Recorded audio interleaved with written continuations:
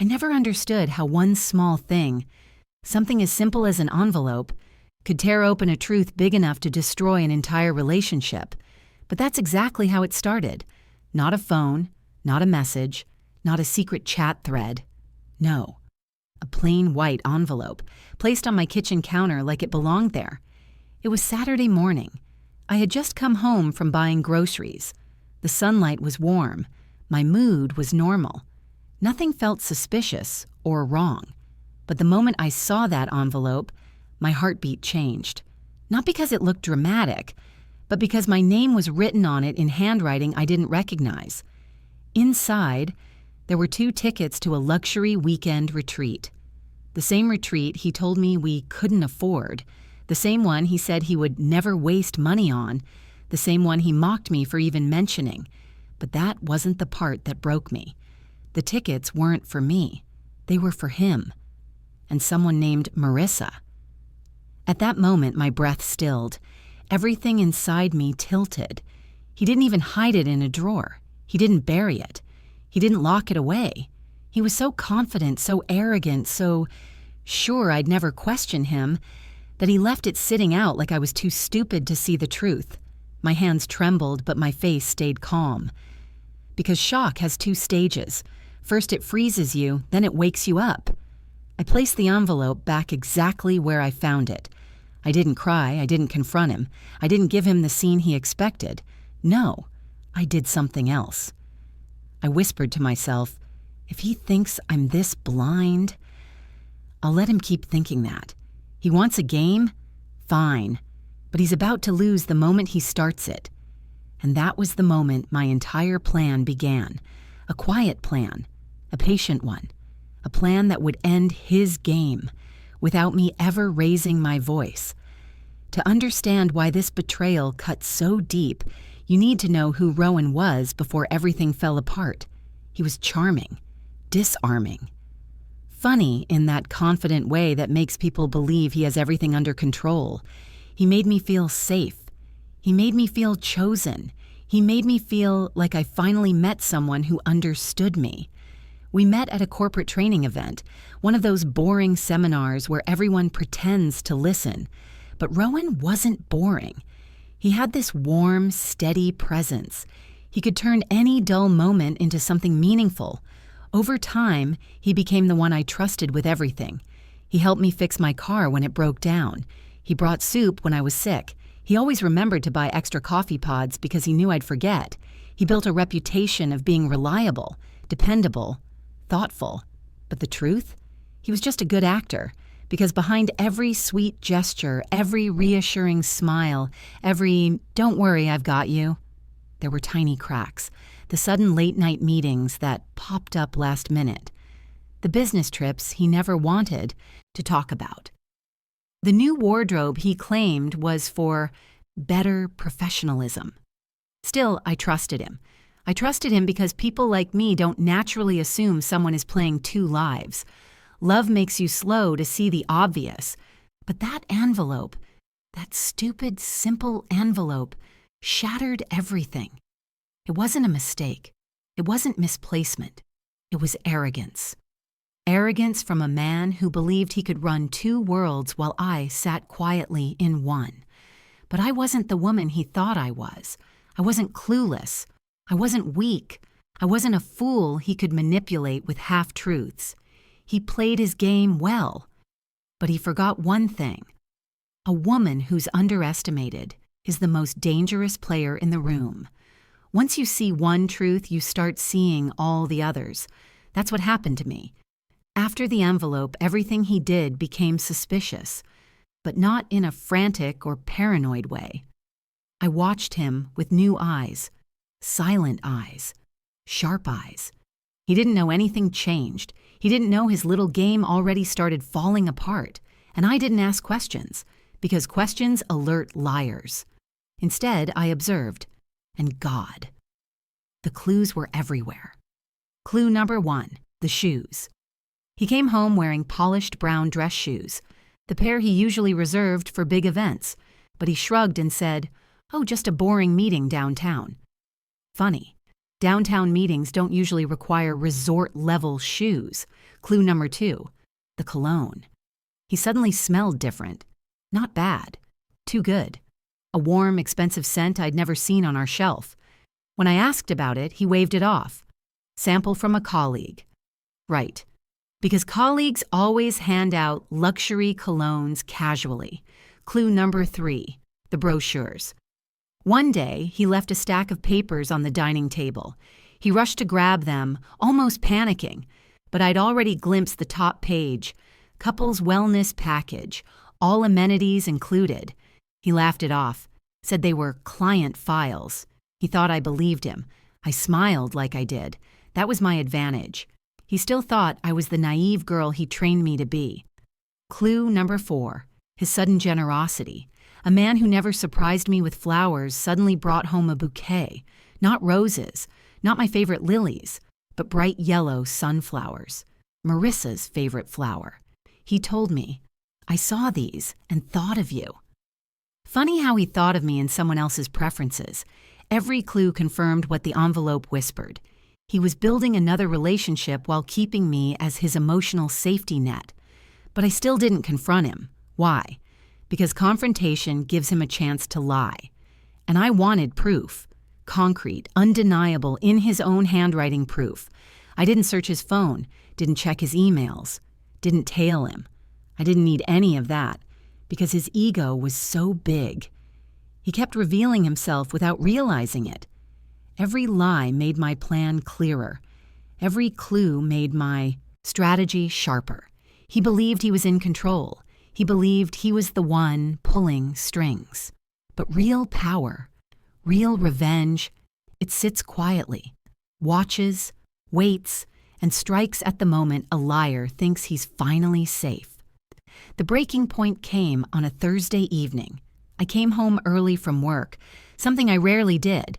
He didn't expect me, which made what I saw even more revealing.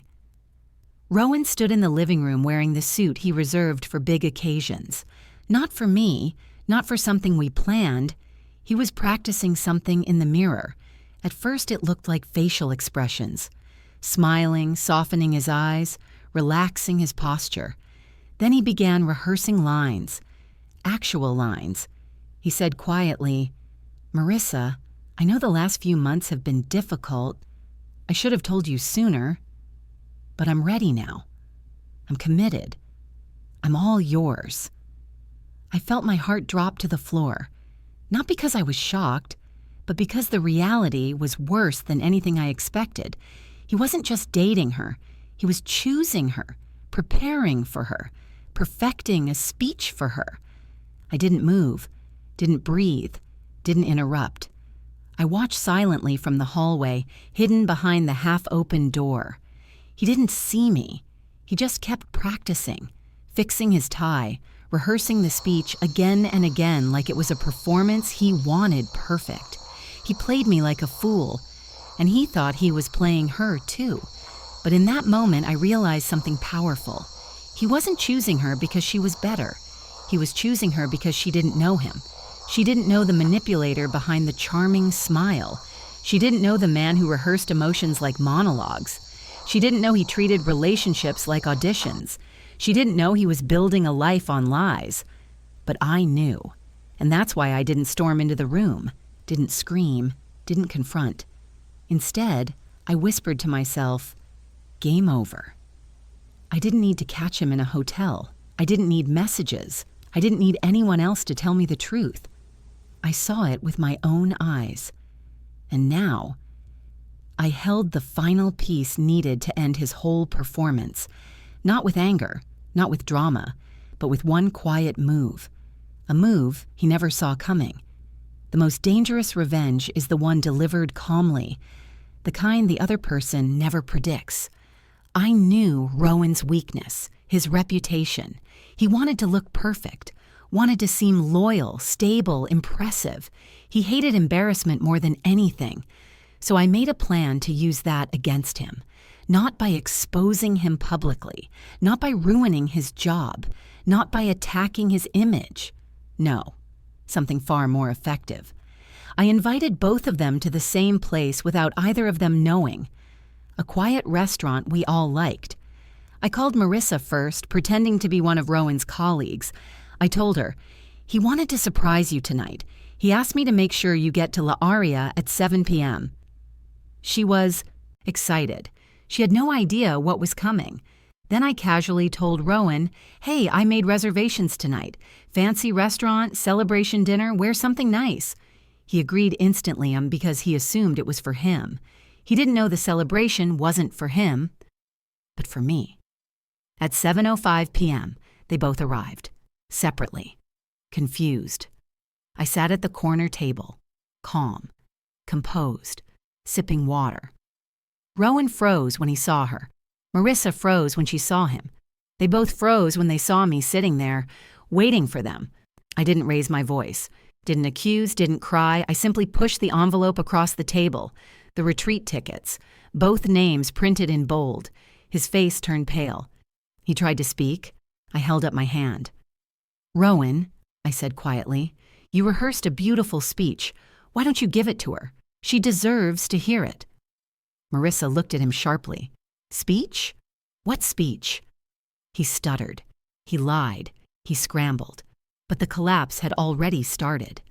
She stood up. Her chair scraped the floor like a scream. "You're unbelievable," she whispered before walking out. Rowan reached out to stop her, but she pulled her arm away like touching him burned. He turned to me, defeated. "Please, I can explain." "No," I said softly. "No explanations, no excuses. Your game is over." I stood up, placed my napkin on the table, and left the restaurant calmly. No shouting, no scene, no fight, just peace. For the first time in months, I felt peace. Rowan chased me outside. "Wait, please, wait, we can fix this." His voice cracked. His confidence shattered. The man who played me like a fool suddenly looked small, but I didn't turn around. "Rowan," I said, "I'm done."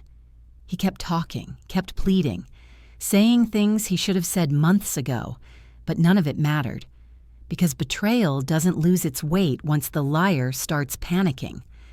Consequences had finally reached him. In one night, he lost. His partner, me, his mistress, Marissa, his confidence, his illusion of control, his perfect reputation. All because he thought he could juggle two lives without ever dropping one. He dropped both. And he stood there in the parking lot watching the woman he underestimated walk away without looking back. The days after were strangely peaceful. Silence finally felt like a friend. I cooked for myself. I filled my home with things I loved. I slept without waking up to anxiety. He tried messaging, tried dropping by, tried sending gifts. I rejected all of it, not out of anger, but out of clarity. I realized something important. Rowan didn't love me. He loved the version of me who didn't question him, who admired him, who didn't see his flaws. He loved control, not commitment, and I was finally done being controlled. I blocked him, deleted his number, released the version of me that tolerated betrayal. Quietly, I chose myself. Here's the truth I walked away with. Some people don't play fair because they think you won't notice. They think they're smarter, more clever, more powerful, but arrogance blinds them. Rowan believed he was the mastermind. He believed he controlled the board. He believed he was untouchable. But real strength doesn't come from playing games. It comes from ending them, silently, strategically, powerfully. So if you're listening to this, remember, you're not foolish for trusting. They're foolish for thinking trust makes you weak. One quiet move can end an entire story. And sometimes the greatest revenge is walking away with your dignity, while their world falls apart behind you.